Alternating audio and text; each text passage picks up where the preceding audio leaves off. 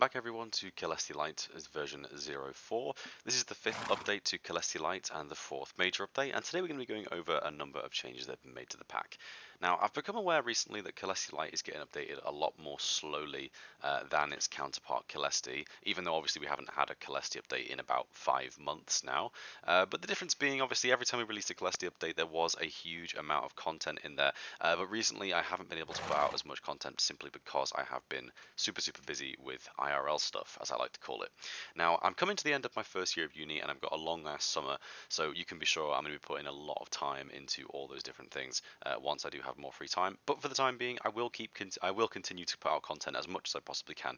I just hope you guys understand when it's not as much as it used to be, for sure. So without further ado, we're going to go straight into things. First of all, I have changed a number of different things in terms of the GUI in this game now. So as you can see here, we have new icons for the health, the hunger, and the armor bars.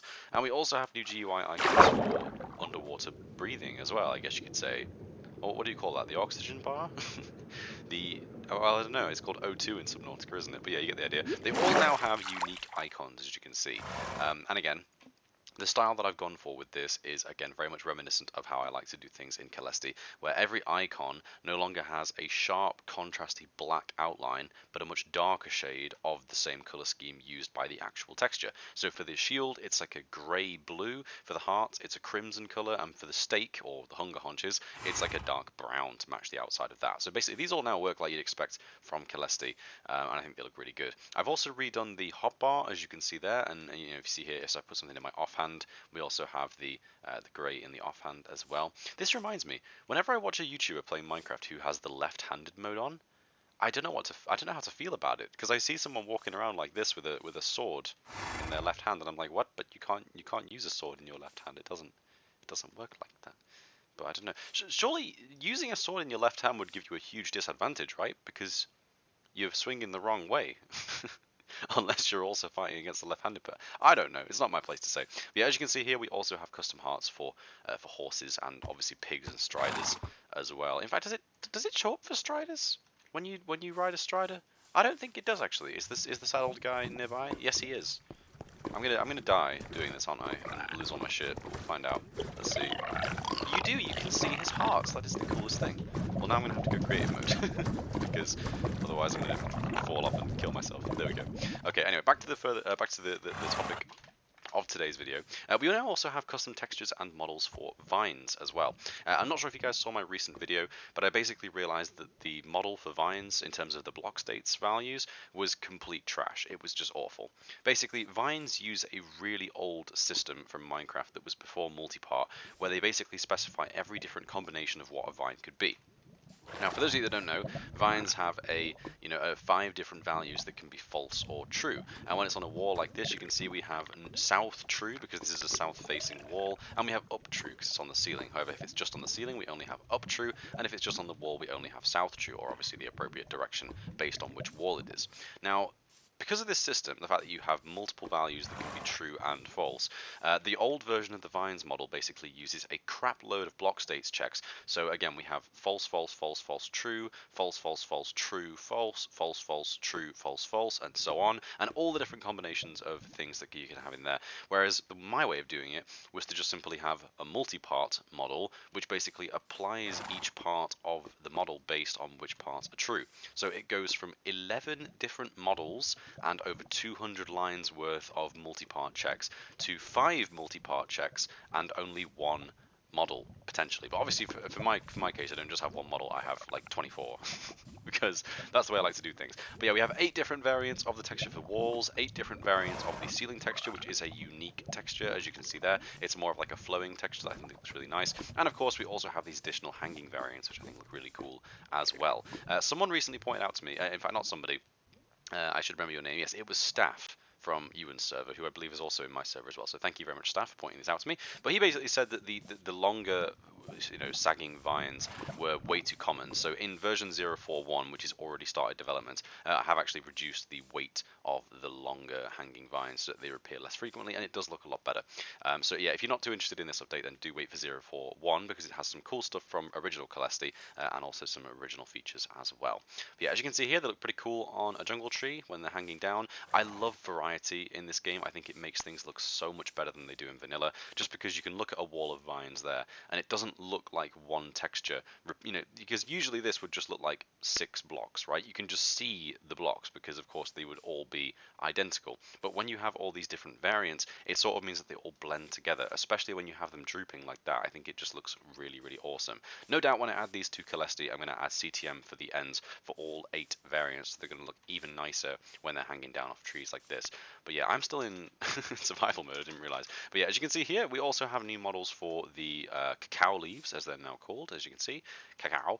For those of you that don't remember, in Skyr, back in the day, I used to rename my jungle-based items to Cacao, simply because it's the most accurate real-life tree to portray the jungle trees. It's always bugged me how, yeah, spoilers for the next thing, by the way, but it's always bugged me for the longest time that we have oak, spruce, birch, acacia, dark oak, which I guess is kind of a bit of a fantasy version of oak. It's kind of like magical, but that's fine. And then you just have jungle.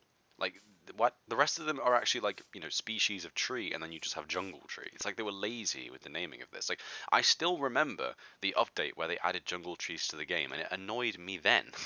It was very dumb then, in my opinion. But yeah, so I've now changed all of the jungle-based items to be cacao. So if you go in the search bar and search cacao, you can find all of the different items that would usually be associated. So we have cacao door, cacao wood, stripped cacao wood, cacao stairs, and so on, you'd expect. But yeah, it's a bit contradictory because, of course, cacao trees in real life actually grow their own version of cocoa beans, which are called cacao beans. And obviously these grow cocoa beans, so I'm kind of tempted to change cocoa bean. No, wait, cocoa? Yeah, see, it's such a similar word because you've got cacao and then you've got cocoa. Yeah, it's a bit dumb. They're very similar. I'm tempted to change cocoa beans to also be called cacao beans because it wouldn't make any difference at all. So just let me know in the description if you want me to do that, and I'll probably do that next time. But yeah, moving on from that, we also have new textures for saplings. Now, this one was entirely inspired by Mickey Joe's Rid version 4. I basically watched Mickey Joe's Rid recently, and I obviously downloaded this pack. I had a look through all the textures. Me and Mickey speak quite regularly now. You guys might have seen we've done a few podcasts together. They're awesome. Go check them out. We talk about loads of weird shit, and they're great. So go have a good time. But yeah. Aside from the podcast, though, he basically inspired me to do something more interesting with saplings. It's become a trend recently in resource pack development to have multi-stage saplings, because of course saplings do have 2 stages. They have a stage 0 and a stage 1. And much like other things in the game, Mojang does not use this to have multiple textures. They only use them for calculating the age of things. So would you believe that trees grow 4 times as fast as wheat? I bet you've never considered that before. Maybe you have. But yeah, I think this is really dumb. It's really stupid. But yeah, what I've done here, as you can see, is I've done the classic trick of changing oak saplings into acorns, spruce saplings into spruce cones. I'm not entirely happy with this texture, by the way. Please do give me recommendations in the comments if you want to. I also have birch catkins. Again, the word catkin was inspired by Mickey Joe's Rid. I did not know what a catkin was before making this, but I can confirm it is the correct word.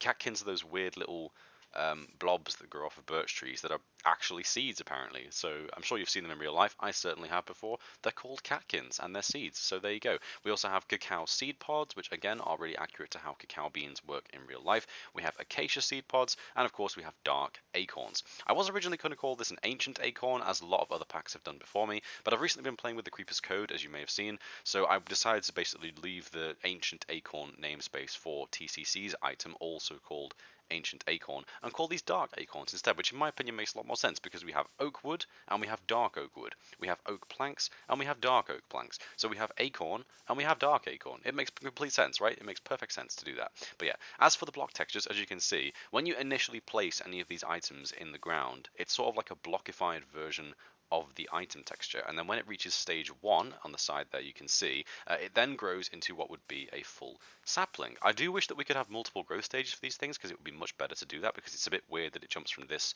to this so instantly. But at the rate that trees grow in Minecraft, I can kind of believe it. It's fine. I love this texture, by the way. This is like one of my favorite textures I've ever made. I don't know why. I always do this by accident. Like I just sort of accidentally make something which I really like, but I love this so much.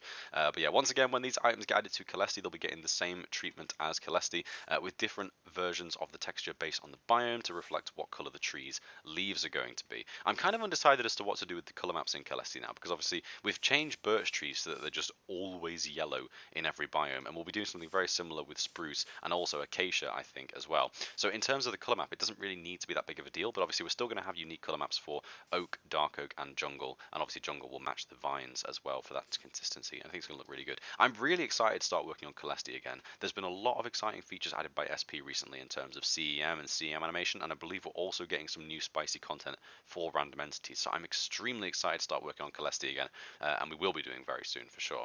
But yeah, as you can see here, I've also re-added the glow shroom blocks from Caelesti. They are still just called glow shroom blocks, as you can see.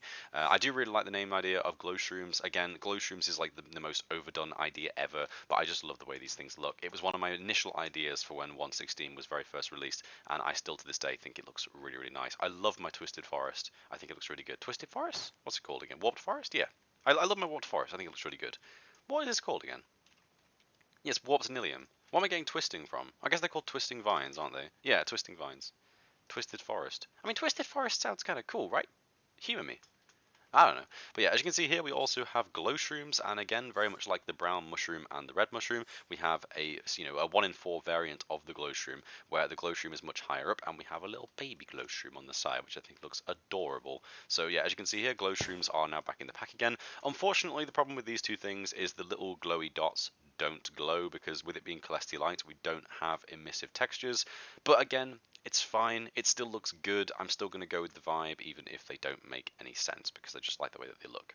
But yeah, moving on from that, we also have a number of GUI changes. Thank God I didn't clear my inventory. I've done that so many times in preparation for this video. I've basically selected all these items, and then I've got like one item in my hotbar, and even though it's just one item in my hotbar, out of habit, I'll go to inventory and then shift-click destroy item and remove everything. It's the most annoying thing. But yeah, as you can see here, anvils have been changed once again. So what I've tried to do is in this update, I went through all of the GUIs in the pack and tried to remove any inconsistencies that I could find. So first of all, as you can see here, the little naming area has been changed color. So it's kind of like a dull gray beige and then more of a white beige when it becomes active. And also the hammer icon in the top corner has been changed to be this stylized, simply, just flat color icon of the hammer. So if I name this thing, Brian, it still works as you'd expect. But yeah, smithing table is very similar. Would you believe it? The smithing table and the anvil have almost an identical inventory, but the hammer is completely different for some reason. I've just kept with that for the time being, because I don't really know what I'm going to do with these things in the future. Obviously, we haven't made a texture and a model for either of these tables just yet, so we may very well change this based on how the block itself looks in the future. That's kind of like almost definitely what I'm going to do.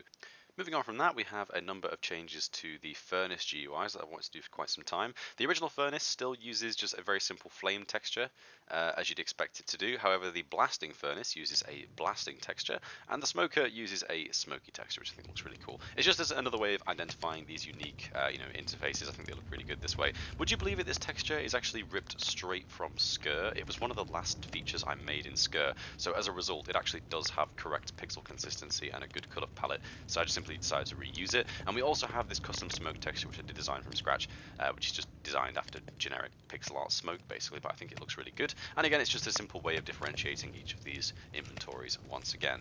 We also have slight changes to the brewing stand. I've removed the texture for the blaze powder and also the bottles from this lower rung here. Again, simply because I don't really think they're necessary. I know how a brewing stand works by now. It's pretty self-explanatory, especially with the the blaze rod coil that we have on the side here.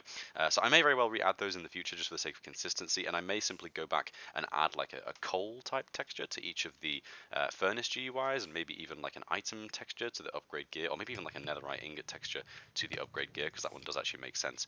But yeah, I'm going to go back and do that in the future when we actually have item textures and block textures more finished, because it's, again, for the sake of consistency. I've also changed some features in the cartography table as well. As you can see here, when you go to copy a map, there is no longer a dark grey outline, and I've also fixed the terrible texturing on these smaller versions of the map.